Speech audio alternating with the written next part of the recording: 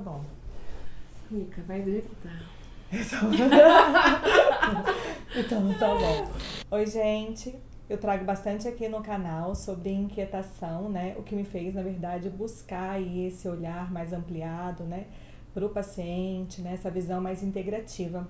E hoje eu convidei a Maureen. Prazer, Maureen, você tá aqui no canal. Obrigada, Mica, pelo convite. A Maureen é uma amiga e ela fez junto comigo a pós de medicina integrativa, né? No Einstein. Então eu queria que ela trouxesse um pouquinho da experiência dela, porque foi bem diferente da minha experiência. E eu quero te escutar um pouquinho hoje, tá bom? Tá bom. Maureen, em qual momento da sua vida você estava quando você resolveu fazer a pós de medicina integrativa? Então, Mica, assim, a gente já conversou um pouco. Ao contrário de você, eu não estava... quando eu me formei, eu não era insatisfeita com o modelo da medicina atual, né? Eu era satisfeitíssima, achava que era isso mesmo, que era um modelo realmente focado em sintoma, que era um modelo mais cartesiano, mais organicista, de especialidades. E durante o decorrer da minha experiência médica, que eu fui sentindo que isso era pouco, né? Isso caiu, eu sou gastroenterologista, né? E isso foi uma coisa que ficou muito flagrante, principalmente nas patologias do aparelho digestivo. Eu já tinha feito uma pós-graduação no Einstein de alteração de motilidade, que é uma coisa que ninguém nem quer se aprofundar porque é difícil. Porque é muito mais fácil quando a gente acha uma patologia orgânica, né? O paciente tem uma úlcera, tem um cálculo, ou tem uma hepatite viral, uma cirrose, mas assim, quando o paciente tem um mal-estar digestivo, que você investiga com exame, com laboratório, com endoscopia, colonoscopia, ultrassonografia, e nada se acha, mas o paciente é muito sintomático, você vê que assim, não é só uma ferida, um cálculo, uma doença inflamatória intestinal que dá sintoma digestivo, é o estresse, é a ansiedade, é uma alimentação ruim. E você vê que é todo um momento de vida, né? E até a polimedicação, que às vezes entra na vida do paciente como uma maneira dele não se olhar, né? Que é uma coisa que alivia rápido e ninguém muda nada. Então, assim, isso vai gerando uma insatisfação. E eu estava num movimento de vida também que eu estava me questionando a questão de ser mulher na medicina, de ser tão assim prática e proativa e não atender aquelas percepções. Eu estava achando que estava faltando pouco acolhimento, pouca escuta, pressionada também por consulta de convênio e aquela produtividade até no SUS que a gente é obrigado a apresentar. Então, assim, eu estava achando que a relação médico-paciente estava desigual, que o paciente não tinha o protagonismo nos sintomas dele, que estava faltando a questão do autocuidado, de participar com o médico, da gente interagir mais com outras especialidades médicas, do paciente ter as especialidades médicas e não médicas mesmo, assim. Da gente não interagir com alimentação, com gestão de estresse, com ensinar o paciente a se acalmar, não observar o entorno do paciente, até social e psicológico. Isso estava me dando uma angústia e foi um grande...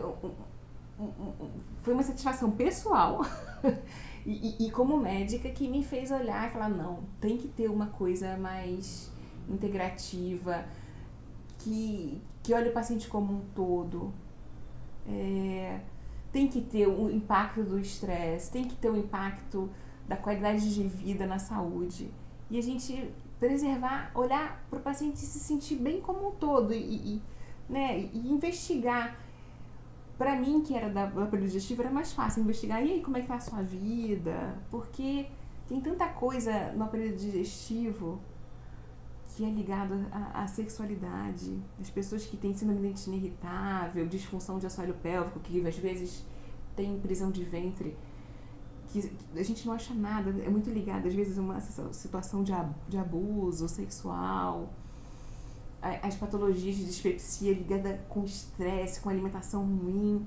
Então, assim, esse olhar mais abrangente, eu era cheia de certezas, né? E aí eu fui na contramão. Eu tinha certeza que, assim, não, é só estudar a fisiopatologia e entrar com uma terapêutica e vai ter sucesso. E depois você vê que o buraco é tão mais embaixo e você fica mais humilde. Você vê que mesmo assim, na correria, o sistema médico como tá, ele não se sustenta. Que a gente tem que ter um acolhimento maior, que às vezes só escutar o meu paciente aliviava os sintomas dele. Eu sempre achei que os médicos não podiam ser treinados para ser integrativos. Eu achei que ser integrativo era uma qualidade que você já tinha. Né? Que você tinha alguns médicos mais empáticos, mais acolhedores, com uma escuta mais sensível, mais compassivos. E não.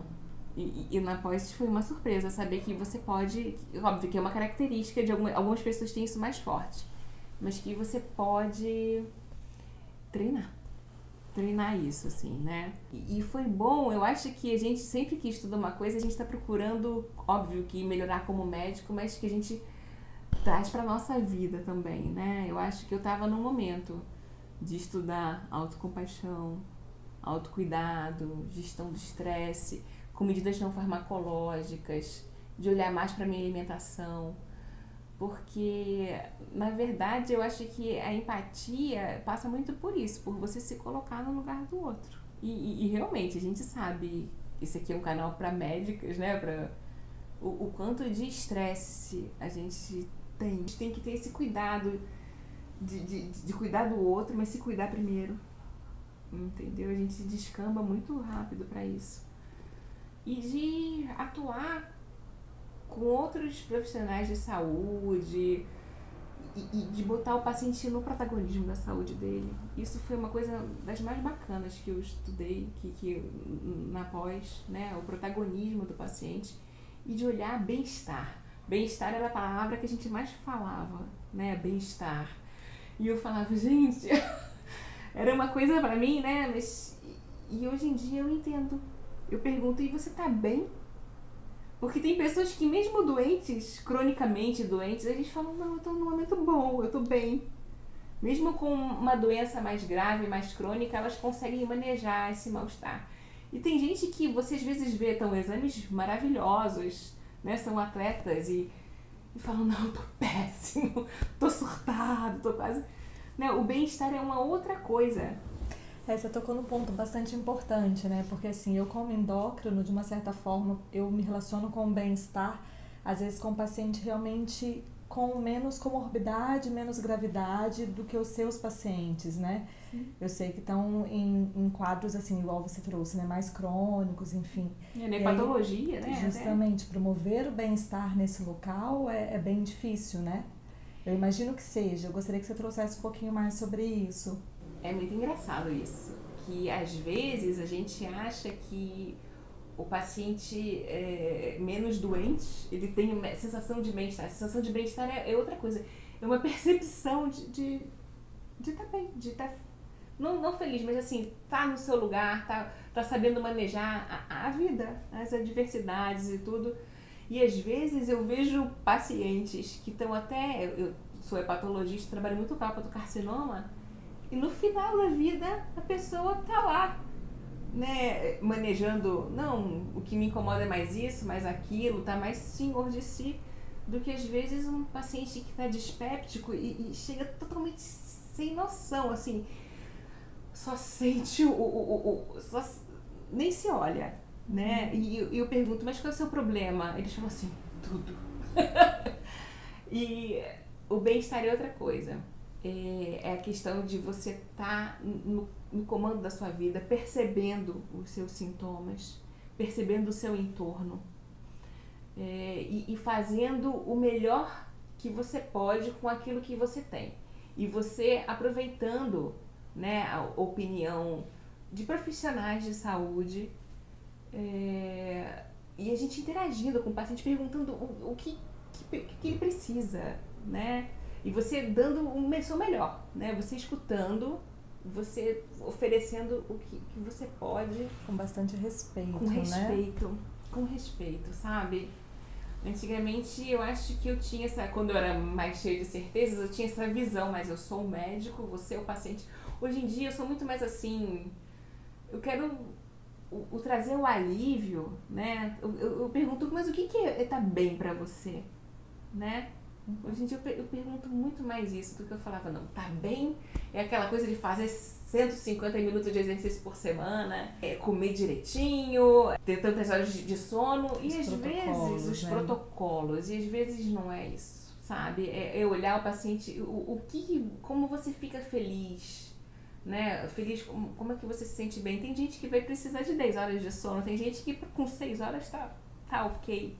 Eu acho que é principalmente falar pro paciente e eu tenho essa autocompaixão de falar, caramba, hoje eu não tô dando conta. Era uma coisa que antigamente eu tinha as coisas, não, eu tenho que dar conta, né? E eu acho que quando eu procurei medicina integrativa, eu falei, nossa, a medicina não tá dando conta, eu não tô dando conta, nada tá dando conta. E hoje em dia não, hoje em dia eu vejo assim que a gente trabalha muito junto. É tudo junto e misturado, assim, que o paciente tem que ser ouvido, mas ele também tem que parar e se perceber. E às vezes falta só a gente dar um toque nele assim. E eu era mestra da coisa de não me perceber, né? De ter aquela intuição, aqueles insights, mas querer tudo assim, by the book, não. Mas que às vezes aquela percepção que você tem olhando pro doente, que você tem, que você fala assim, nossa, são milhões de fichinhas que se você tiver um tempo de empatia, se você tiver um tempo até de se perceber, hoje em dia eu falo pra ele assim, olha, para e percebe, e eu falo isso porque eu acho que eu peco nisso também, né? Para e percebe essa coisa, o que mais te incomoda, quando é que começou? São umas questões que as pessoas às vezes veem numa sintomatologia tão grave que, né, do tudo, é tudo. Eu falo, não, vamos lá, o que mais te incomoda? Quando é que começou? Como é que estava o seu entorno? Como é que está o seu momento de vida? E como é pra eles, Maureen, escutar você trazendo isso? Pois é, assim, eles gostam e assim, e às vezes é só conversar. Porque o próprio paciente, eu acredito muito nessa autopercepção. Eu confio que a gente tem essa capacidade de autocura, autogestão, que a gente só tá mal treinado. Eu confio no paciente que ele vai, se ele parar e ele acalmar, ele vai ter essa percepção do que incomoda. Eu acho que o médico é mais um gestor da saúde, assim, a gente tem que tentar entender o que o paciente traz pra gente com muito respeito. Às vezes as mudanças que a gente acha que ele deve fazer não são as que ele quer fazer e nem dá conta naquele momento, então a gente tem que ter compaixão pra entender o que pode ser feito. A gente tem que muito que parabenizar pequenos ganhos. Sim. A gente tem que dar as ferramentas e entender que o outro vai fazer aquilo que ele pode no momento, né? Na verdade, a gente está sempre tentando dar o melhor da gente. As pessoas que nos procuram também querem dar o melhor delas, mas às vezes, né, não... E acolher cada pequeno passo, cada pequena queixa, e sempre com esse olhar do todo, assim, né? Que a pessoa não é um estômago, que não é um intestino, que não é, né? Esse protagonismo, essa escuta, a gestão do estresse e até essa coisa de ter uma espiritualidade que não tem nada a ver com a religião, de uma conexão entre todos, né? Entre uma coisa maior, eu não sei.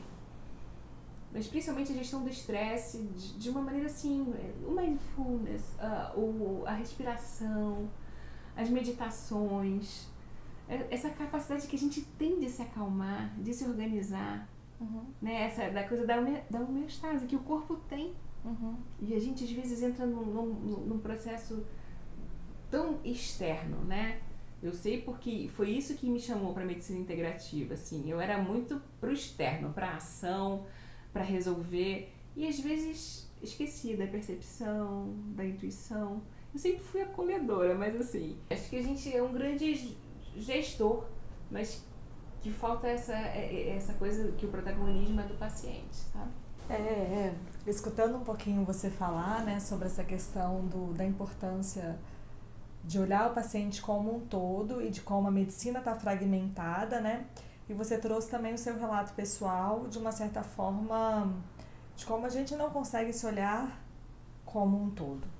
E de como nós também, como profissionais de saúde, estamos fragmentados. E assim, doentes. Né? E muito doentes. E às vezes a gente acha que essas coisas estão, né? Ah, não, é a medicina que está dessa forma, mas não. Eu como pessoa, né, eu estou bem, enfim, tá tudo certo. A gente também fragmenta esses dois lugares. A minha relação médico-paciente está tudo bem, mas a minha vida pessoal não está, sabe? Como isso é possível, né? A gente separar tanto assim. A maneira como a gente se relaciona com qualquer pessoa é a mesma, assim, né? É verdade. Assim. Traz os reflexos, assim. Então, assim, e a gente fala muito do cuidado do paciente que ele tem que ter. E eu vejo que os médicos quase não fazem nada disso, né? A gente fala de meditação, mas não medita. A gente fala de uma alimentação mais equilibrada, mas às vezes, né, não tem esse cuidado. E a gente fala, não, é correria. A correria nada mais é do que não priorizar, né? E não priorizar a saúde. A gente só prioriza quando tem sintoma, né? Às vezes a gente só vai procurar corrigir a postura quando tem dor nas costas. E a gente tem que ter uma postura equilibrada, a gente tem que... É a questão de procurar o bem-estar, de não correr atrás da doença, né? Do sintoma. Eu acho que quando você põe na sua vida, né, o que você vive, ganha mais verdade, né, para o paciente também.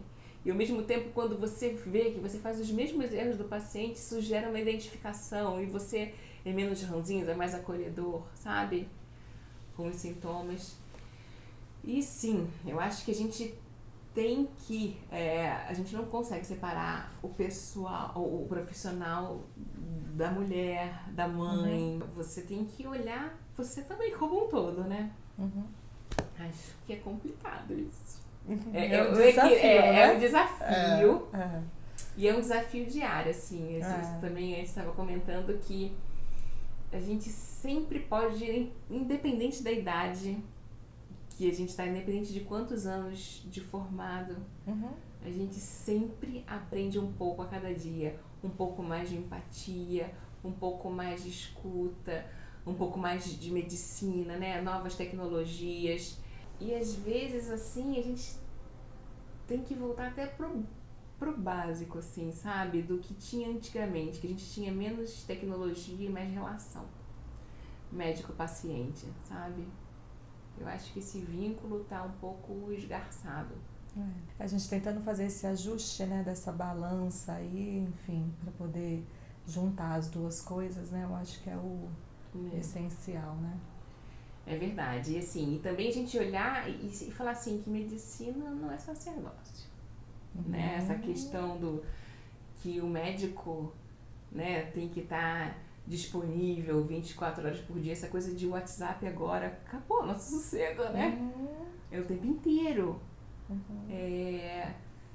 O autocuidado começa por aí, né?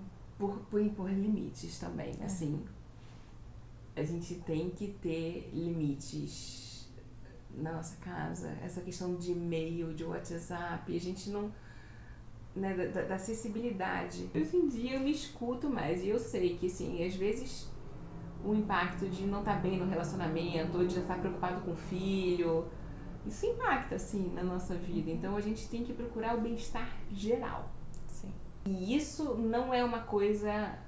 O equilíbrio, ele não é fácil e é dinâmico. Você tem que ter... Aí tem que ter autocompaixão, porque às vezes você vai estar mais feliz, mais descansada, mas tá com as finanças um pouco piores, né? Às vezes você vai estar trabalhando mais, ganhando mais, mas você sabe que você mais pra frente vai ter que parar, porque você vai estar mais cansada e o corpo fala, né? Então, assim, às vezes você tem que parar um pouco. Eu deixei de ir para um congresso para dar um suporte na educação do filho. Às vezes você fala, não, eu quero estar em todos os congressos, mas depois você fala assim, não, época de final de ano, deixa eu dar uma olhada, né, como é que meu filho vai estar na escola. Você traz bastante uma flexibilidade, né? Sim. E antigamente, assim, eu achava Como que a gente tinha que estar dando... É médico, é mãe, não sei o quê, e vamos... Hoje em dia eu olho e falo assim, não, acho que deixa passar isso, estuda mais um pouco, ganha um pouco menos, trabalha menos. Quando eu tô mais cansada, mesmo que eu vá ganhar menos, eu trabalho menos. Já deixei de querer, óbvio que é importantíssimo estar atualizado, mas já eu acho que às vezes parar para escutar a demanda do outro é mais importante do que saber o último lançamento da última droga, do último exame, não sei o quê. Eu acho que é equilíbrio, uma visão do todo, do que é bem-estar, que às vezes até tá bem no manejo de uma doença crônica. É a gente falar para o paciente tudo o que tem disponível, é a gente conversar com outras áreas. Perfeito. E de escutar a demanda do outro, né? Perfeito. E entender o que ele pode dar, o que a gente pode dar. E tudo com amorosidade, né? E entender também que nós somos profissionais que precisamos de cuidado, de respeito, de autorrespeito. Que a gente, nesse momento, a gente tem que ter uma noção de limite, né? Porque do mesmo modo que os médicos às vezes tiram a autonomia do paciente, que eu acho grave, eu acho um desrespeito, os pacientes invadem nossa vida. Sim. Né? Como se nós fôssemos mães de muitos filhos e a gente é profissional. Sim, são os ajustes dos limites, né? Dos limites o tempo inteiro. E saber que ninguém tá pronto o tempo inteiro. A gente não tá pronta nunca. A gente vai aprender e vai mudar até o minuto de morrer. Isso. Né? Obrigada, Obrigada Mara. a você, adorei o bate-papo, adorei estar aqui. Bem-vinda. Obrigada. Obrigada, gente. Foi um prazer.